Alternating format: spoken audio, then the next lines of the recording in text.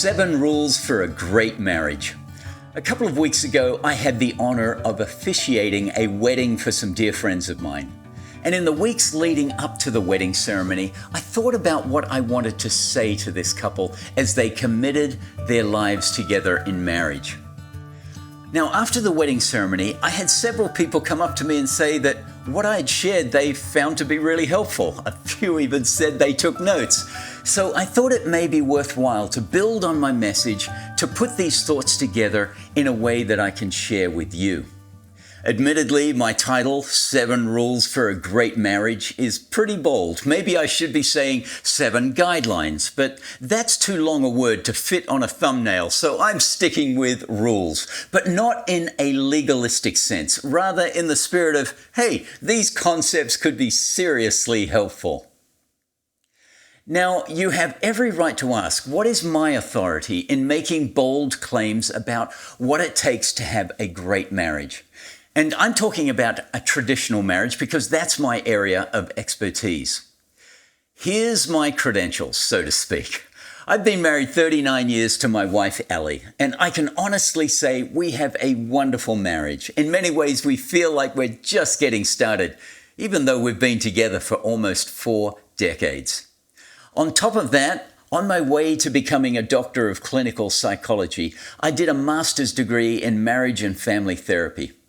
Ellie is also a licensed marriage and family therapist. And then added to that, I have counseled so many couples, helping them navigate their way through difficult stretches to get to the place where they enjoy being married.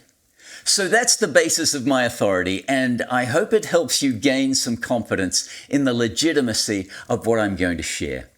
Now, these 7 rules are not the only factors for having a successful marriage. I'm sure as soon as I finish recording, I will think of more things that I could have added to the list. But I think some of these rules you will find really helpful. Rule 1.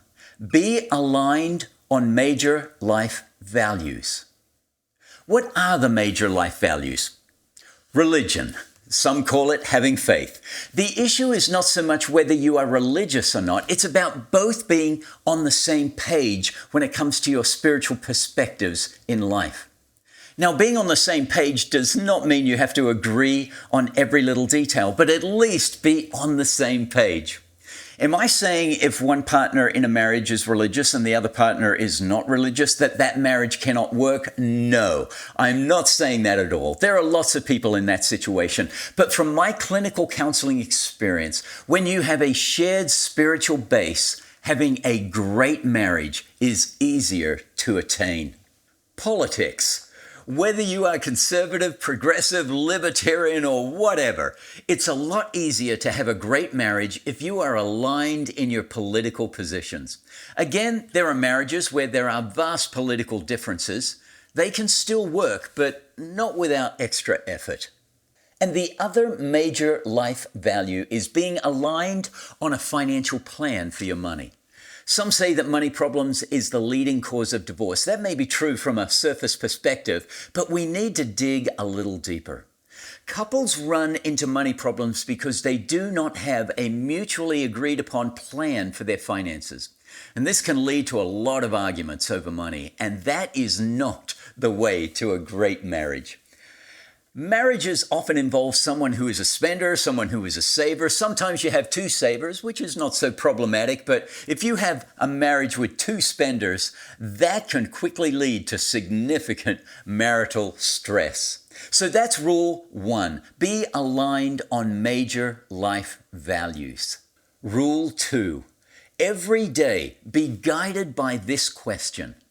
What can I do to make my partner's day better? If you go about your day under the influence of that question, what can I do to make my partner's day better? And if your partner is thinking the same, now that sets you up for a great marriage. Where marriages run into problems is where one person or both go through their day thinking, what can my partner do to make me happy? Because that sets in place marital consumerism, where each person is trying to get something from the other person. And that's not the way to a healthy marriage. It is so much better when each partner is committed to bringing joy to the other. Be guided by the question, what can I do to make my partner's day better? Rule 3, view your marriage as a team. I know that some people are skeptical of marriage because they're concerned about losing their identity or their individuality. Now, I'm all for having a healthy sense of who you are as an individual. It's important for a healthy marriage. But let me tell you, going through life, being a part of a love-bound two-person team amplifies the joy and increases your individual capacities. They call it a synergy, where 1 + 1 = 3. In our 39 years of marriage, Ellie and I have gone through several major seasons. I remember the global financial crisis in 2008. My work and income seriously contracted, and it was a struggle for a few years. Because our marriage is a team-oriented one, Ellie and I looked at each other and asked, who's in the best position to score financially? So whoever was in the best position to earn money, the other person would bounce the financial ball to them in order to put the ball through the financial hoop and score a win for the family team. And that's how we have navigated our entire marriage. There have been times where I've been in the better position to earn money. There have been times where Ellie was in the better position to earn money. When you are in a team, it doesn't matter who is notching up the financial wins, it is a win for the team. Let me give you a recent example. Last week, Ellie graduated with her PhD. Now, she's been working on that PhD for the past 6 years. Most every day she would come home from work and spend a few hours studying. Most every weekend, Ellie would be either doing assignments or working on her doctoral dissertation. I supported her in this endeavor and did everything I could to keep the family team going. But before Ellie started her PhD, she supported me while I was working on my doctorate. So, as they say, teamwork makes the dream work. Rule 4, become skilled in communication. In fact, I would say as a marriage team, aim to be gold medal contenders in the communication Olympics. Because of the work I do, I often hear the phrase, we have marriage problems. However, after years of counseling couples, it's almost never a marriage problem. It's a lack of sufficient communication skills. That's the problem. As couples grow in their ability to communicate with each other, then a great marriage can start to emerge. So, how do you develop communication skills? The same way you do in gaining proficiency in every other part of life. You get training, you practice, and you don't give up during the tough times. There is this funny meme I saw recently. A husband is sitting in a therapist's office, and the therapist says to him, "Your wife said you never buy her flowers." And the husband responds, "I didn't even know she sold flowers." Talk about a miscommunication. So if you want a great marriage, make it your aim to become skilled in communication. Rule 5, listen to your emotions, but don't trust them to direct your life. Your emotions are meant to be a check engine light on the dashboard of your life, to signal to you that something needs attention. Sadness and anger lets you know that you are grieving the loss of something important to you. Emotions are not the enemy. They play an important role, but you don't let sadness or anger or any other troubling emotion become the managing director of your life. Emotions are a terrible GPS navigation system. They will send you off in a direction that's not real helpful for your marriage. If you are led by your emotions, your marriage will pay the price. Listen to what your emotions are telling you, but don't trust them to direct your life. Rule 6, use all 5 love languages. Thank you, Dr. Gary Chapman, for writing the book, The 5 Love Languages. These are behaviors that we can use to express our affection for our partner.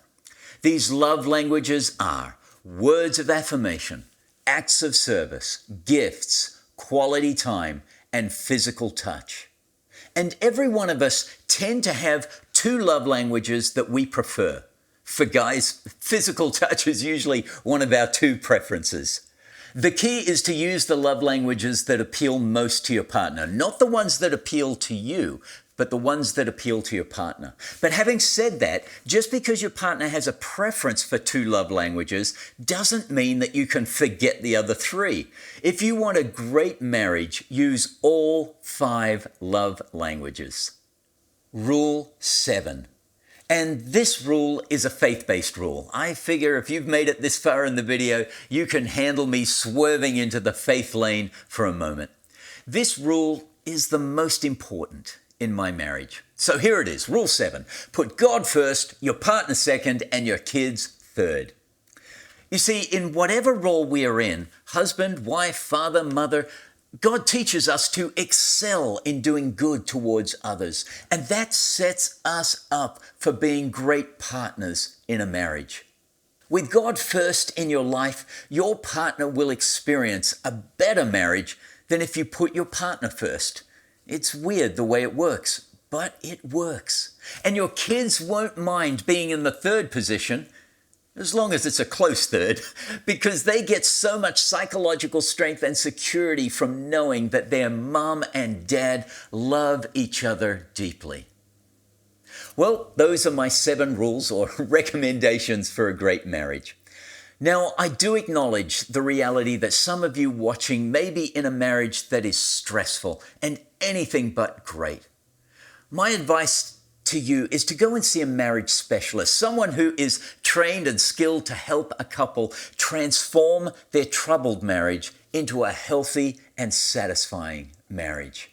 Great marriages don't happen by accident. In fact, when you bring 2 individuals together, there is a lot of learning that needs to take place. Because when it comes to marriage, opposite personality types are often attracted to each other. Someone explains it this way. There are 2 types of people. Those who, in preparation for going on a trip, pack 10 days in advance. They methodically think through every detail. Then we have the ones who wake up on the day of the trip and need to wash their clothes before they can even start to pack. And these people marry each other. That's funny. You can have totally different personalities, different family backgrounds, and differing views on many things, and still have a great marriage. And potentially, all it takes is for you to follow the guidance I've suggested in this session.